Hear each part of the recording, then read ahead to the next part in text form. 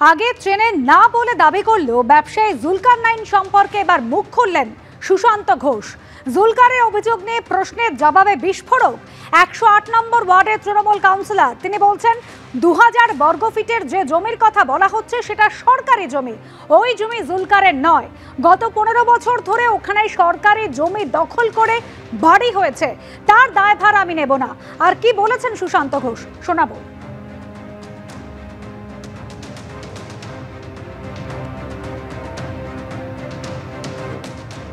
কিন্তু জুলকার বলছে যে 108 নম্বর ওয়ার্ডের এই জমি বিবাদ সমস্যা মেটাতে আপনার কাছে এসেছিল, হায়দারের সঙ্গে আপনি বলেছেন হায়দারের সঙ্গে কথা বলতে ঠিক করতে, সেটা কি আপনি মানে পৌর প্রতিনিধি এটা কি এরকম করে? প্রথম কথা, পৌর প্রতিনিধি হিসাবে আমার জমি জমা সংক্রান্ত ব্যাপারে ঢোকার কোনো জায়গা নেই। আর দ্বিতীয় কথা, যেখানে সম্পূর্ণটাই বেআইনি সেখানে আমি আইনি রাস্তায় কি করে তার সমাধান করব। 2000 বর্গফুটের জমি, সমস্ত জমিটাই সরকারি জমি। ওখানে কোনো জমি না জুলকারের না কারোর আছে। গত 15 বছর ধরে সরকারি জমি দখল করে ওখানে বাড়ি হয়েছে, আমি অস্বীকার করতে পারবো না, কিন্তু তার দায়ভার আমি আজকে নেবো না। আমি 2.5 বছর এসেছি, এই 2.5 বছরের মধ্যে চেষ্টা করেছি যাতে ওখানে জলাশয় ভরাট না হয়, এবং ওই যে 150 বিঘা জলাশয় আছে সেটাও ভরাট করার পরিকল্পনা ছিল। আমি আসার পরে বন্ধ করেছি, এবং আমি যতদিন 108 নম্বর ওয়ার্ডে আছি সেটা আমি ভরাট করতে দেবও না। তাতে আবারও যদি এই ধরনের ইনসিডেন্টের সম্মুখীন হতে হয় আমি রাজি আছি। গুলশন কলোনিটা হায়দার আমার হয়ে ওখানে দেখভাল করে। এর আগে ওখানে অনেক নেক্সাস ছিল, এই জুলকার অ্যান্ড কোম্পানি যার নাম বলছেন সকল অনেক নেক্সাস ছিল, সেগুলো তাদের আজকে প্রতিবন্ধকতা সৃষ্টি করছে হয়তো অনেক ক্ষেত্রে। সেক্ষেত্রে তারা হায়দারের বিরুদ্ধে বলছে, কিন্তু হ্যাঁ, হায়দার যদি নিজে দায়িত্ব নিয়ে কোনো অন্যায় করে থাকে তার দায়ভার হায়দারকে নিতে হবে। আর যাকে নিয়ে এত কথা হচ্ছে সেই ব্যবসায়ী মোহাম্মদ জুলকার নাইন আলী, তিনি বলছেন যে আইন মেনেই জমি কিনেছেন, তাকে ফাঁসানোর চেষ্টা করা হচ্ছে, এমনই দাবি করেছিলেন তিনি। যদি আমি কোনো সিন্ডিকেট হিসাবে কাজ করে থেকেছি, কোনো রকম প্রমাণ আছে, যারা বলছে সেটা প্রমাণ দিক। গুলজার আমার ট্রেনে আছে, আমার থেকে জায়গা নিয়েছে, এটুখানি আমি জানি, এছাড়া আমি কিছু জানি না। আপনার সাথে আমার সাথে কোনো যোগাযোগ, বিজনেসের কোনো রকম কোনো জায়গায় কিচ্ছু নেই।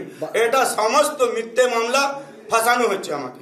বারবার বলা হচ্ছে যে গুলজারের পিছনে মাস্টার মাইন্ড রয়েছে, নাম না। দাদা, আমি যদি মাস্টার মাইন্ড থাকতাম তাহলে এত উপহার, এত মানুষের সেবা যদি আমি কোনো রকম কোনো আমার থাকতো তাহলে তো হতো না। অর্থাৎ সুশান্ত ঘোষের অনুগামীদের দাবি, এই যে 120 বিঘে জমির ভেরির ছবি আপনারা দেখলেন, এইটাকে ভরাট করে তা দখল করার চেষ্টা করছেন স্থানীয় ব্যবসায়ী জুলকার নাইন আলী। জুলকার নাইন আলীর অবশ্য দাবি যে আইন মেনেই তিনি এই জমি কিনেছেন, অতএব যাবতীয় অভিযোগ ভিত্তিহীন বলে দাবি করছেন তারা। সুশান্ত ঘোষের অনুগামীরা জুলকার নাইন আলীর বাড়ির সামনে বিক্ষোভ পর্যন্ত দেখান। এখন সবথেকে বড় প্রশ্ন হলো যে হামলার নেপথ্যে এই যে 120 বিঘের ভেড়ি, এইটা দখল করার যে অভিযোগ, সেই অভিযোগের কতটা সারবত্তা রয়েছে, কি কারণ রয়েছে তার উপরে হামলার। 2009 সাল থেকে এখানে এই পুকুর ভরাট করছে, সরকারি জমিকে দখল করছে, অনেক লোকের থেকে টাকা নিয়েছে, তাকে টাকাও দেয়নি, সেটা আমার কাছে প্রমাণও আছে। এর নামে 200 মতন কেস আছে, জুলকার নাইন নামের 200 কেস আছে। দাদা যখন জিতের এসছেন, ইনি নির্বাচিত হয়ে সুশান্ত কুমার ঘোষ যখন এসছেন, ওনার একটাই কথা ছিল যে আমি নিজের এলাকায় জলা জমিকে ভরতে দেব না। উনি এর বিরোধ করে, ওর সঙ্গে আমরা স্থানীয় মানুষ আছি, আমরাও আছি, যে আমাদের যদি এই পুকুরগুলো যদি ভরে দেয় তো আমরা এখানকার পরিবেশটা পাবো কি, সব তো নষ্ট হয়ে যাবে। তো এর দীর্ঘদিন এটা কাজ আছে, 2009 সাল থেকে 2012 সাল অবধি এটা করেছে। তারপরে পাবলিক যার যার টাকা নিয়েছিল সে বিক্ষোভ দেখায়, এরা পালিয়ে যায় এখান থেকে। ওর পরে আসার পরেও সেই কাজটাই আরম্ভ করে দিল। আবার আমরা এই পুকুর ভরাট করতে দেবো না, নিজের কাউন্সিলরকে বদনাম করতে দেবো না। আমাদের দাবি আছে, আমরা এই ছোটবেলা থেকে এই জায়গাটা দেখছি, এত যে ছিল না, আস্তে আস্তে করে যে পুরো ভরে যাচ্ছে, তো এখানে বাসিন্দারা কিছু ত্রাস থাকলে কোথায় যাবে। আর এই জন্য যখন দাদাটা বলেছে কি এসব করতে দেবো না, তারপর ওরা দাদার উপরে হামলা করাচ্ছে, এটা কি? আমরা চাই না কি ভালো লোককে ওরা কিছু করে। দাদা যখন থেকে এসছে এখানে কত ভালো কাজ করেছে, আর দাদার কাছে বলছে কি দাদা এখানে আনলিগাল কাজ করাচ্ছে, ও তো নিজে করাচ্ছে। 2009 থেকে আমরা তো দেখছি যে বিল্ডিংটা পুরো ধসে এখন আপনারা ওখানে যাবেন দেখবেন পুরো বিল্ডিংটা ধসে গেছে, তার টাকা তোমরা খেয়েছো আর নাম দিচ্ছ দাদা। यही है जो 120 बीघा जो जमीन है, इसको दादा जो 2022 में आए, तो ये लोग उससे पहले बहुत और भी पोखर बहुत भराट कर चुका था, वहाँ बिल्डिंग भी बना चुका था।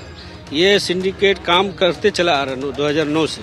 दादा जब जीत के आए हैं उसके बाद सब जगह दादा बंद करा दिया, एक भी पोखर भराट नहीं होगा। जो बंद करा दिया गया तो जो इस पे भू माफिया है उसी का ये रिएक्शन है जो दादा के ऊपर टारगेट किया गया।